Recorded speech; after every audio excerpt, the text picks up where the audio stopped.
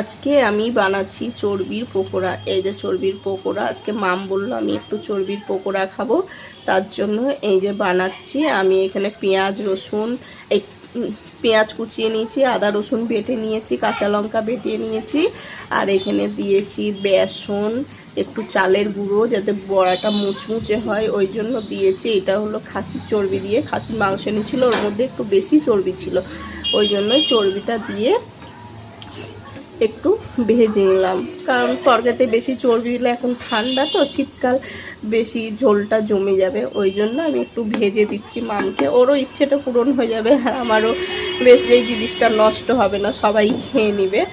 যে মাংস, খাসির মাংস রান্না করবো আজকে। একটু দই নিয়ে এসছি, এখানে মাংস রান্না করবো, যা বাকিটা থাকবে আমি চিড়ে দিয়ে খেয়ে নেবো এই দইটা। এখানে লঙ্কা ভিজতে দিয়েছি। এটা আমি অনেক রকমের, এই গামলাটার ভিতরে জল দিয়ে অনেক রকমের সবজি কেটেছি।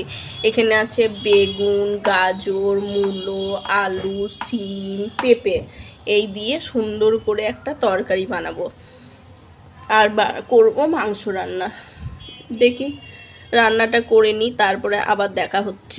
আর আজকে মাম এই যে ঘরটা গুছাচ্ছে, দেখো কত জামা কাপড়, এই যে জামা কাপড়, এত জামা কাপড়, ওই যে ওর জামা কাপড় যে আলমারির ভেতরটা থাকে ওই জায়গাটা গোছাচ্ছে। সামনেই আমাদের বেড়াতে যাওয়ার কথা আছে, তাই অনেক কটা কেনাকাটা হয়ে গেছে, এখনও বাকি আছে।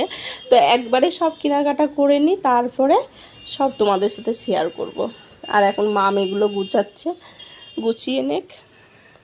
ওগুলো আমার ভাজা কমপ্লিট, এবার তুলে নেব। রান্না করব পেঁপে দিয়ে, আলু দিয়ে মাংস। কেটে নিয়েছি, নুন হলুদ মাখিয়ে নিয়েছি, এবার এটাকে ভেজে নেব, তারপরে মশলাটা করে মাংসের তরকারিটা বসিয়ে দেবো। এই যে ভাজাতে বসিয়ে দিয়েছি, এটা ভাজা হোক, আমি মশলাটা করে নিই তাড়াতাড়ি।